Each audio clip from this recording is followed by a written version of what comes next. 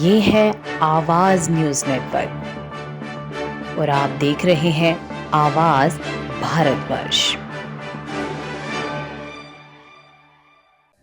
नमस्कार, मैं हूं मुकेश और आवाज भारतवर्ष के इस खास कार्यक्रम में आप सबका हार्दिक स्वागत है। आज के इस कार्यक्रम में बात भारतीय राष्ट्रीय कांग्रेस के अंदर हो रहे बदलावों की, बात भारतीय राष्ट्रीय कांग्रेस के नई आला कमान की और नई आला कमान के नए समाधान की। अब आप कहेंगे कि ये नई आला कमान का नया समाधान क्या है? समाधान हमेशा किसी समस्या का होता है और समस्या कांग्रेस में इस कदर हावी है कि परत दर परत समस्या निकलती है और समाधान किसी के पास नहीं। तो अब कांग्रेस की नई आला कमान यानी कि प्रियंका गांधी उस परत दर परत समस्या के समाधान को खोज रही हैं, चिंतन कर रही हैं, मंथन कर रही हैं और उसके बाद निर्णय कर रही हैं कि कैसे इस समस्या का समाधान किया जाए। अब आप समझे, आप फिर से कहेंगे कि मैं बातों में उलझा रहा हूं, साफ साफ नहीं बता रहा हूं कि हो क्या रहा है। तो साफ साफ सुन लीजिए, समस्या का समाधान कांग्रेस ने यह निकाला है कि कांग्रेस के अंदर भी एक मार्गदर्शक मंडल की तरह कमेटी का गठन होगा, या आप यूं कह लीजिए कि कांग्रेस के अंदर भी अब मार्गदर्शक मंडल बनने जा रहा है। तमाम वरिष्ठ कांग्रेसी नेता जो कुर्सी पर ऐसे चिपक के बैठे हो जैसे मान लो फेविकोल का मजबूत जोड़, आप वो ऐड देखते हैं ना, वैसा जोड़ लगाकर चिपक कर बैठ गए हैं। किसी भी युवा को या टैलेंटेड होनहार नेता को आगे आनी ही नहीं देते। अगर कोई मेहनत भी करता है ग्राउंड पर तो उस सारी मेहनत का क्रेडिट ये सीनियर नेता ही खा जाते हैं और हाईकमान के पास इस तरीके से अपनी मंडली बनाकर बैठे रहते हैं कि आम जन की, आम कार्यकर्ता की आवाज ही कांग्रेस आला कमान के कानों तक नहीं पहुंच पाती। और उसका नतीजा निकलता है कि कांग्रेस को हर राज्य में, ज्यादातर राज्यों में जितने भी चुनाव आपने देखे होंगे, मैं बार बार बोलता हूं कि राहुल गांधी ने 89 चुनाव हार चुके हैं राहुल गांधी, और दिल्ली का चुनाव 90 का मोहर लगाने जा रहा है। तो इसका मुख्य कारण यही है कि कांग्रेस के ऊपर वरिष्ठ पदों पर कुछ ऐसे अयोग्य लोगों का कब्जा हो गया है जो किसी होनहार नेता को आगे ही नहीं आने देना चाहते।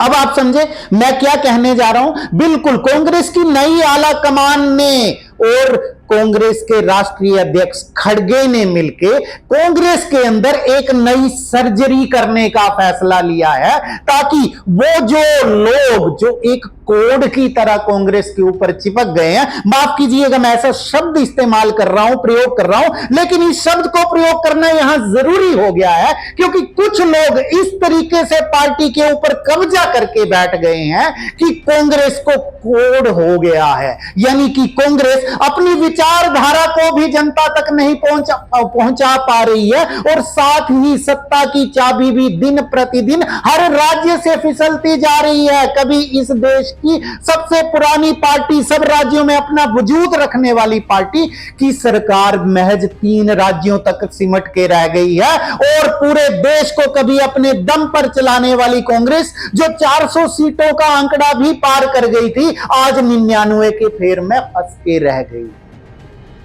तो अब आप अंदाजा लगा सकते हैं कि प्रियंका गांधी ने क्या सर्जरी करने का मन बनाया है। यानी कि जितने भी वरिष्ठ नेता हैं अब इनको एक्टिव राजनीति से जाना होगा और युवा नेतृत्व को तरजीह मिलेगी। युवा नेतृत्व को तरजीह तो मिलेगी, लेकिन साथ ही पार्टी के कार्य को आगे बढ़ाने की भी जिम्मेवारी मिलेगी, एक टारगेट मिलेगा, लक्ष्य मिलेगा और ग्राउंड पे रह के काम करना होगा। जो ग्राउंड पर अपने आप को पूरा अपनी क्षमता का प्रदर्शन करके दिखाएगा, अपने आप को साबित करके दिखाएगा, उसी को कांग्रेस पार्टी आगे बढ़ाएगी। ये प्रियंका गांधी ने बिल्कुल तय कर लिया है। तो अब युवाओं को एक बहुत बड़ी खुशखबरी कांग्रेस के अंदर जल्दी ही आने को मिलेगी, देखने को मिलेगी, सुनने को मिलेगी। और जो कांग्रेस कार्यकर्ता निराश हो चुका है, हताश हो चुका है, सत्ता से वर्षों से बाहर हो गया है, जिसका कहीं कोई काम नहीं हो रहा है, कोई सुनने वाला नहीं है, उसके लिए फिर से ये संजीवनी की तरह बात हो सकती है कि कांग्रेस आला कमान प्रियंका गांधी ने यह तय किया है कि जितने भी वरिष्ठ नेता हैं जिन्होंने चाहे वर्षों तक राज किया, मैं मध्य प्रदेश की बात करूं ऐसे में तो जैसे दिग्विजय और कमलनाथ सरीखे लोग हैं, अब इनको मार्गदर्शक मंडल में जाना होगा। वही कांग्रेस अब सारी जिम्मेवारी देने जा रही है जीतू पटवारी जैसे युवा नेतृत्व को। जीतू पटवारी को साफ तौर पर कह दिया गया है कि आपको कमेटियों को भी आपको ही तय करना है, युवाओं को भी आपको ही आगे लाना है और कांग्रेस से हर घर, हर गांव, हर शहर से लोगों को जोड़ने की जिम्मेवारी भी जीतू पटवारी के ऊपर है। और इसी बात से कहीं ना कहीं कमलनाथ और दिग्विजय सिंह खीज भी खाए हुए हैं। अभी हाल ही की एक मीटिंग में दोनों का रुदन, दोनों का विलाप भी सुनने को मिला, जहां वर्चुअल कॉन्फ्रेंस की तरह से वर्चुअल कॉन्फ्रेंस से दिग्विजय सिंह और कमलनाथ मीटिंग में जुड़ के अपनी बेबसी, अपनी लाचारी का इजहार करते हैं और वहां कहते हैं कि हमें तो कांग्रेस की मीटिंगों में बुलाया ही नहीं जाता, हमें ना मीटिंग का एजेंडा बताया जाता है। तो ऐसे में हाईकमान ने साफ तौर पर इशारा दे दिया है कि जब तक आप जमीन से जुड़े थे, जब तक आप कांग्रेस को आगे ले जाने की क्षमता को जाहिर कर पा रहे थे, प्रदर्शित कर रहे थे, तब तक आप सही थे। लेकिन अगर आप अपने इसी कमरों में बैठ के राजनीति करना चाहेंगे तो उस राजनीति की अब कांग्रेस में कोई जगह नहीं रहेगी। कांग्रेस में अब उसी राजनीतिज्ञों को तरजीह मिलेगी जो जमीन पर जुड़ के काम करेगा, जमीन पर जाकर के लोगों को कांग्रेस के साथ जोड़ने का काम करेगा और कांग्रेस की विचारधारा को लोगों तक पहुंचाने का काम करेगा। वही कांग्रेस में आगे बढ़ेगा, नहीं तो आपको मार्गदर्शक मंडल में आगे जाना होगा। ठीक उसी प्रकार मध्य प्रदेश के बाद अब बारी हरियाणा की अगर मैं बात करूं तो हरियाणा में भी भूपेंद्र सिंह हुड्डा के भी नेपथ्य में जाने का समय आ गया है, यानी कि मार्गदर्शक मंडल में हुड्डा को भी जाना होगा। हुड्डा के प्रभाव को तो आप बिल्कुल नहीं भूले होंगे ना। हरियाणा में पिछले विधानसभा चुनाव तक हुड्डा कांग्रेस के सर्वे सर्वा थे, उन्होंने जिसको चाहा बना दिया, जिसको चाहा निकाल दिया।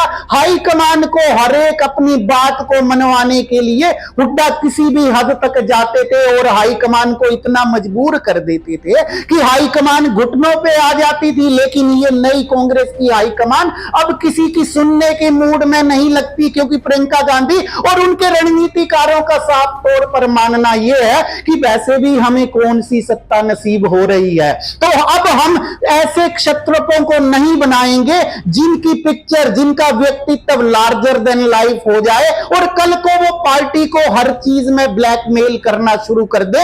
यानी कि कांग्रेस में अब एक नई कांग्रेस का निर्माण करना होगा, नवनिर्माण के दौर से कांग्रेस को गुजरना होगा और उसके बाद ही कांग्रेस 2029 की लड़ाई लड़ पाएगी। इसी तरीके से बात उत्तर प्रदेश की कर लेते हैं। उत्तर प्रदेश में तो हालात इतने खराब हैं कि कांग्रेस का संगठन लगभग ना के बराबर है। तो ऐसे में हमने अपने पिछले एपिसोड में भी आपको कहा था कि किस तरीके से वरुण गांधी की एंट्री बहुत जल्दी कांग्रेस के अंदर होने जा रही है।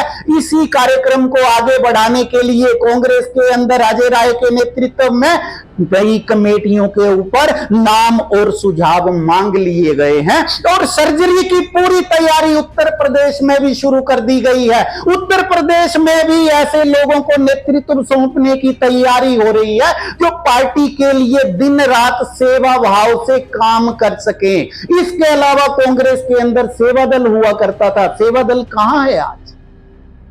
बीजेपी के पास आरएसएस राष्ट्रीय स्वयंसेवक संघ जैसे संगठन है। जब भी चुनाव की बात आती है तो राष्ट्रीय स्वयंसेवक संघ जमीन पर उतरकर लोगों से जुड़ करके काम करता है, जबकि कांग्रेस का सेवा दल अब सिर्फ नाम बन के रह गया है। तो इसी चीज को ध्यान में रखते हुए अब कांग्रेस की नई आला कमान प्रियंका गांधी सेवा दल में भी ऐसे लोगों को जोड़ने का काम शुरू करने जा रही हैं जो कांग्रेस के लिए समर्पित भाव से काम कर सके, जिनके अंदर सत्ता की लालसा से ज्यादा संगठन के प्रति समर्पण भाव हो। तो अब आप अंदाजा लगा सकते हैं कि कांग्रेस के अंदर किस तरीके की सर्जरी होने जा रही है, और यह सर्जरी कश्मीर से लेकर कन्याकुमारी तक होगी। और राहुल गांधी की अब जो नई यात्रा शुरू हो रही है, जय बापू जय भीम जय संविधान के नाम से, उसमें ऐसे लोगों की खोज की जाएगी, ऐसे लोगों से संपर्क साधा जाएगा,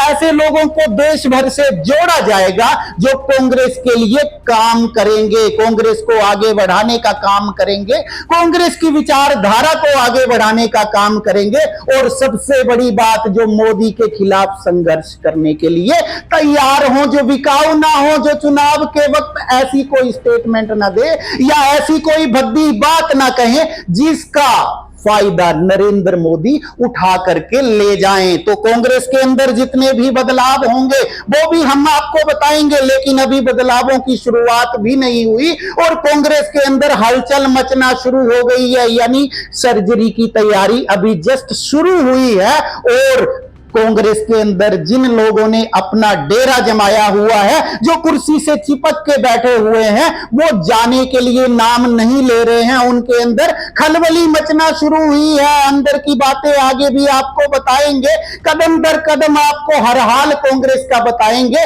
लेकिन आज के एपिसोड में इतना ही। लेकिन जाते जाते आप सबसे एक विनम्र अनुरोध, अगर आपको हमारे चैनल का कंटेंट पसंद आ रहा है तो कृपया हमारे वीडियो को लाइक करें, शेयर करें और हाँ, कमेंट करना ना भूलें। बहुत बहुत धन्यवाद। नमस्कार। अगर आप हमें YouTube पर देख रहे हैं तो हमारे चैनल को सब्सक्राइब करें और बेल आइकन को दबाना ना भूलें।